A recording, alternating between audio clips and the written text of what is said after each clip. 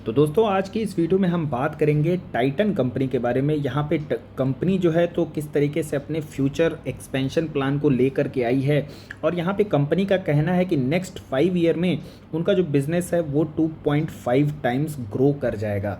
तो उसके लिए कंपनी कौन कौन से स्टेप्स लेने जा रही है इसके बारे में बात करेंगे। और डेफिनेटली इस वीडियो को देखने के बाद मैं प्रिटी श्योर हूँ कि आपको कंपनी का बिजनेस मॉडल भी समझ में आएगा। कंपनी के अगर यहाँ हम मार्केट कैपिटलाइजेशन की बात करें तो 2,25,000 करोड़ का मार्केट कैपिटलाइजेशन है। इनके पास लगभग 2,000 नंबर ऑफ स्टोर्स हैं, और कंट्री की अगर हम बात करें तो 11 इनके पास मैन्युफैक्चरिंग एंड असेंबली फैसिलिटीज़ हैं। कंपनी के अगर हम बिजनेस सेगमेंट की बात करें तो यहाँ पे ज्वेलरी का बिजनेस सेगमेंट हमें देखने को मिलता है, जहाँ लगभग 89% रेवेन्यू का कंट्रीब्यूशन हमें ज्वेलरी से देखने को मिलता है। इसके अलावा वॉचेज़ एंड आई केयर की बात करें तो यहाँ से लगभग 10% का हमें जो रेवेन्यू में कंट्रीब्यूशन है वो देखने को मिलेगा, एंड रेस्ट ऑफ द जो बिजनेस रेवेन्यू कंट्रीब्यूशन है वो हमें यहाँ पे इंडियन ड्रेस वेयर और फ्रेगनेंस सेगमेंट से देखने को मिलता है। अब यहाँ पे इस बिज़नेस का जो की पॉइंट है वो यहाँ पे ज्वेलरी बिज़नेस है। ज्वेलरी इसलिए है क्योंकि अगर हम यहाँ पे कमोडिटी की बात करें, गोल्ड की बात कीजिए, सिल्वर की बात कीजिए, तो यहाँ पे गोल्ड जो है आपको नियर इन्फ्लेशन के ही रिटर्न हमें देता है, यानी कि लगभग आप इसमें 8% के ऑन एंड अराउंड CAGR से रिटर्न जो है एक्सपेक्ट कर सकते हैं। लेकिन ज्वेलरी सेगमेंट ऐसा है कि यहाँ पे चाहे ऑर्गेनाइज सेगमेंट हो या अनऑर्गेनाइज बिजनेस हो, दोनों ने ही यहाँ पे गोल्ड से काफ़ी बेटर रिटर्न गेन किए हैं। फॉर एग्जांपल के लिए अगर हम यहाँ पे टाइटन की ही बात करें तो 8% के CAGR से अगर गोल्ड ने रिटर्न दिए हैं, तो टाइटन ने जो है उसके अगर हम ज्वेलरी सेगमेंट की बात करें ओवर द डिकेड तो वहाँ हमें 20% CAGR से रिटर्न देखने को मिले हैं। इनफैक्ट अगर हम पिछले 3 साल की बात करें तो जहाँ पे कंपनी का CAGR ग्रोथ 20% का रहा है, तो वहाँ इनके ज्वेलरी सेगमेंट ने पिछले 3 साल में 23.4% CAGR से रिटर्न दिए हैं। और कंपनी इसी ज्वेलरी सेगमेंट में अभी अपना एक एग्रेसिव एक्सपेंशन करने जा रही है। पिछले फाइनेंशियल ईयर में कंपनी ने 78 स्टोर्स ऐड किए थे ज्वेलरी सेगमेंट में, जिसमें से तनिष्क के 36 थे, जोया के 1 थे, कैरेट लेन के 31 थे, और उसके बाद मिया के जो है तो 10 स्टोर्स ऐड हुए थे। तो टोटल 78 ऐड होकर के इनके जो अभी तक करंट सिचुएशन अगर बात करें तो 582 यहाँ पे total number of jewellery stores हमें देखने को मिलते हैं। और कंपनी यहाँ पर नेक्स्ट कपल ऑफ ईयर में एम कर रही है कि ये 582 से स्टोर्स बढ़ के 700 स्टोर्स हो जाएंगे। अदर देन दैट यहाँ पे अगर हम बात करें तो इनके मैक्सिमम जो स्टोर्स हैं वो आपको टियर 1 सिटीज़ में देखने को मिलेंगे, यानी अभी भी एक बहुत बड़ा हेडरूम है यहाँ पर टियर 2, 3 और 4 सिटीज़ में इंडिया में पेनिट्रेट करने का। और अगर हम बात करें यहाँ पे टियर 2, टियर 3 और टियर 4 सिटीज़ की, तो यहाँ पे आपको सबसे ज़्यादा अनऑर्गेनाइज्ड मार्केट देखने को मिलेगा।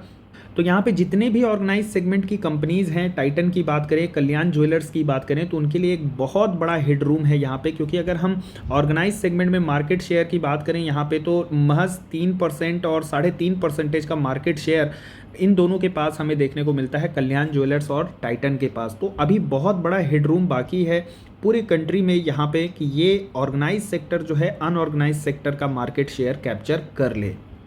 अदर देन दैट अगर हम इंडिया के अलावा बात करें तो एक बहुत बड़ा स्टेप यहाँ पे टाइटन ने लिया है, जो ये अपना इंटरनेशनल एक्सपेंशन करने जा रहे हैं। यहाँ पे इन्होंने दुबई में अपने फर्स्ट इंटरनेशनल स्टोर ओपन किए थे, उसके बाद इन्होंने टोटल 3 स्टोर्स ओपन किए दुबई से, और वहाँ इनको बहुत ही बेहतरीन रिस्पॉन्स देखने को मिला है, जिसके वहाँ पे गुड रिस्पॉन्स मिलने के कारण इन्होंने डिसाइड किया है कि ये USA में भी अपनी जो सब्सिडरीज है उसको ओपन करने वाले हैं, यानी इनका बिजनेस एक्सपेंशन अब आपको USA में भी देखने को मिलेगा। तो all and all jewellery segment में जो मार्केट शेयर अनऑर्गेनाइज से ऑर्गेनाइज की तरफ शिफ्ट हो रहा है, इंडिया में पेनिट्रेशन कर जो सिटीज़ में पेनिट्रेशन अभी बाकी है, काफ़ी ज़्यादा हेडरूम बाकी है, उसका तो एडवांटेज ले ही रहे हैं। साथ ही साथ इंटरनेशनल एक्सपोजर भी इस कंपनी को मिल रहा है।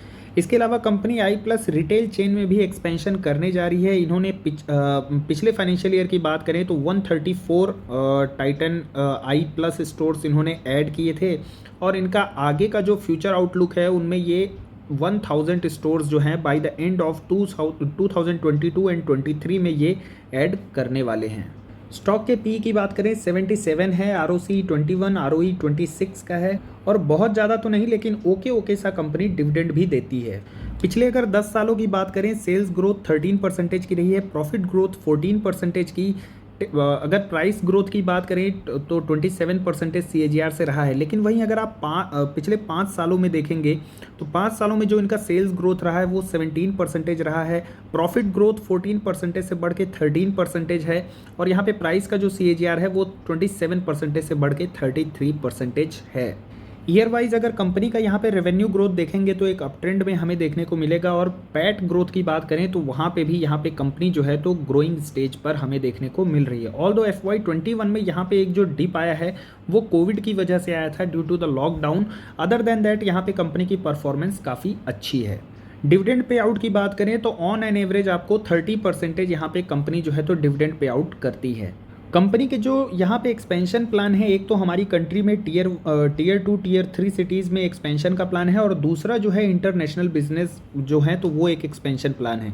इन दोनों में से मुझे लगता है कि सबसे ज़्यादा प्रॉफिटेबल जो है वो इंटरनेशनल होने वाला है, क्योंकि दुबई की जिस तरीके से सेल्स के नंबर आए थे, दुबई के जो स्टोर्स थे वहाँ पर अगर रेवेन्यू पर स्टोर देखा जाए तो वो हमारी कंट्री के रेवेन्यू पर स्टोर से कहीं ज़्यादा थे। ऑलमोस्ट वहाँ पे 2 टाइम्स नंबर जो है तो देखने को मिले थे। तो जिस तरीके से अगर कंपनी इंटरनेशनली जो है तो बिजनेस को एक्सपेंड करती है तो उससे ना सिर्फ कंपनी के यहाँ पे रेवेन्यू बढ़ेंगे, बल्कि ये जो मार्जिन है, पैट मार्जिन आप जो देख रहे हैं, एबिटा मार्जिन की बात करें 13% के हैं, तो ये भी काफ़ी हद तक इम्प्रूव होते हुए आपको देखने को मिल सकते हैं।